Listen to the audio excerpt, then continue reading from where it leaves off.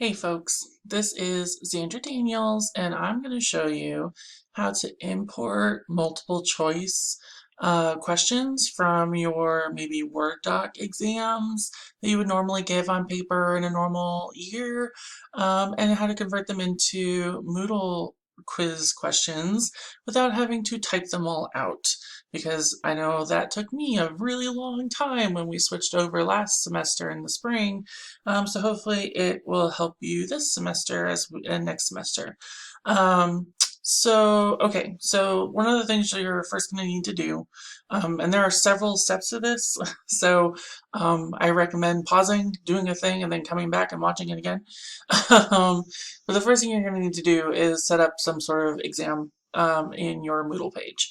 So I already went ahead and did that, and I'm on the edit quiz page, and I've got that ready to go.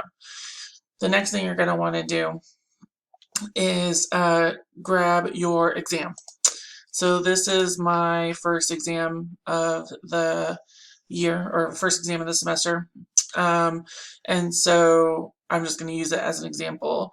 And you can use all the multiple choice questions you have. Sometimes when I have short answer questions as well in my exams, I will do those separately. There is a way to do those. It's a little more complicated, and I found that it didn't work as well, but I will do a video for those as well, and hopefully I'll get it to work. But first, so you're going to take this quiz, you're going to take your test, you're going to copy, and you're going to paste everything into a different Word doc because I didn't want to edit my original exam document because I use this, and hopefully I will use it again in the future when we are back in normal classrooms. So you want to put it into a different Word document where you can edit it and do a bunch of stuff to it. So I've got like 4 other questions up here. Eventually, you're going to need to format all of the questions to look like this. So I already did some of them, and then I'll show you how to do this one. So you want to make sure you take out the number and make sure it's as far left as you can. You want to get rid of your bullet point or your numbering format.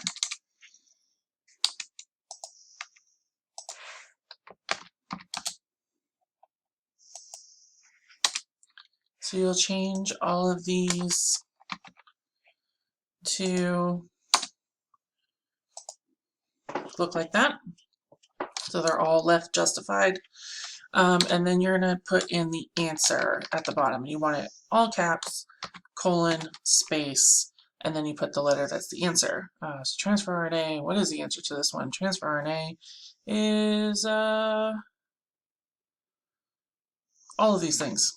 Okay, so let me put our answer. Then you need 1 space and then next question. Okay, so all of them will look like this. And then the next step is to save it. And you're going to do some funky things when you save it. So we're going to save as, let's browse a place to put this. I made an example file for this in my piece thing.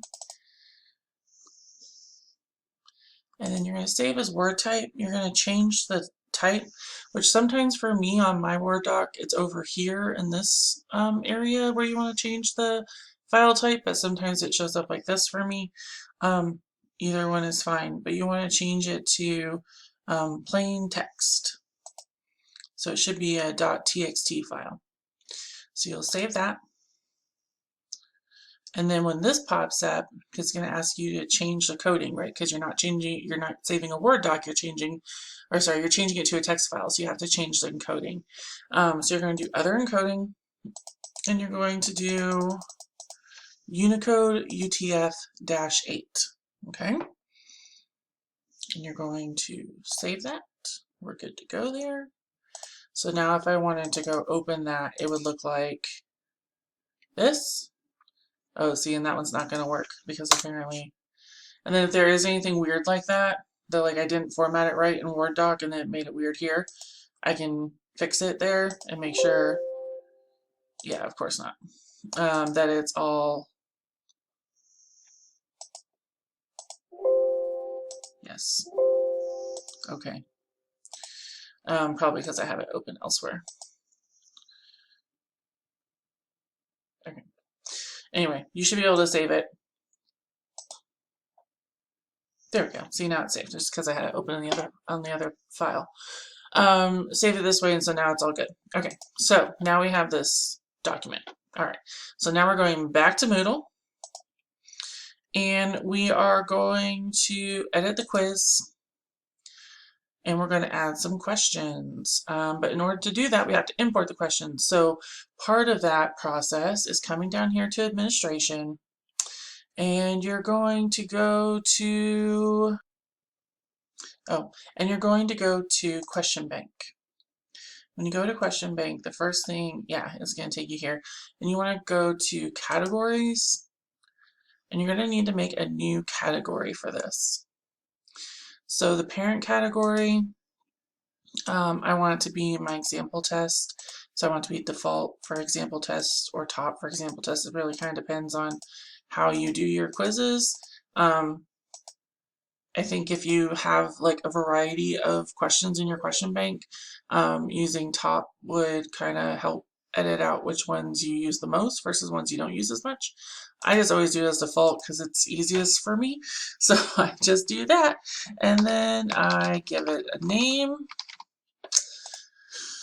and then I add the category.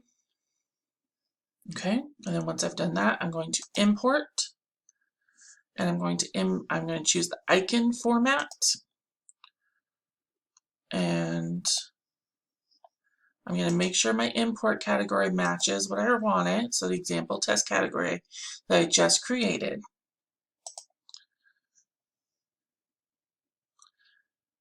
Okay, and then one of the other things I've learned during this process is that if it determines an error in your formatting and you have stop on error as yes, it will not import the questions that it determines the format is wrong.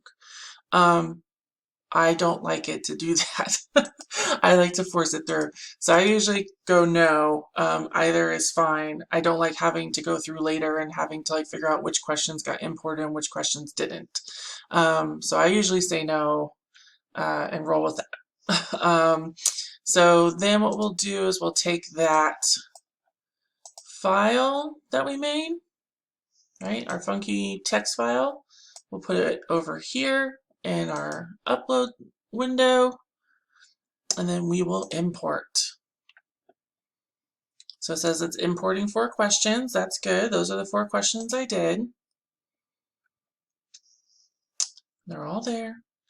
And then when I go to my test again, and I edit quiz, and I add a question, I can add from question bank. And then I will have my example test questions, or if I had exam 1 or exam 3 or whatever, and then I can check them all, add the selected questions to the quiz. And then they should all be there. Yep. Now they're there. And they will already have the correct answers put into them. If you want to, you can check them. But it shows you, right, this one's the correct one. It's all done. So it takes a little bit of practice because there are a lot of steps. But for me, it was way faster trying to put in a 50 question test that's mostly multiple choice. Doing it this way was a lot faster. So I hope that's helpful. I will try and do the one for the short answer and see if I can get it to work, because sometimes I have a harder time with that one for whatever reason. And yeah, hope it helps. Enjoy the end of your semester. We'll talk to you soon. Bye.